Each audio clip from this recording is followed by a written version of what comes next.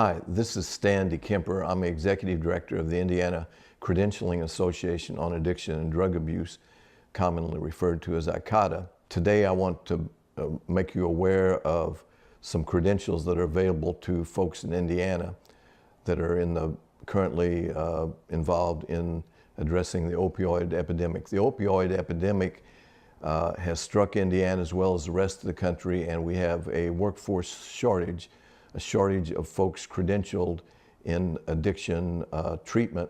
Here at Icaada, we are now offering 4 credentials that the state has decided that they want to support and reimburse costs for: the Cadac 2, the Cadac 4, the Cadac 3, the Cadac 5.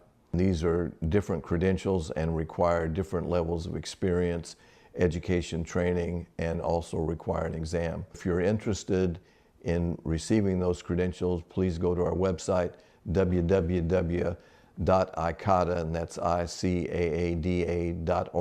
Click on credentials and then Cadac 2, 4, 3, or 5 to look at the requirements and your qualifications for those credentials.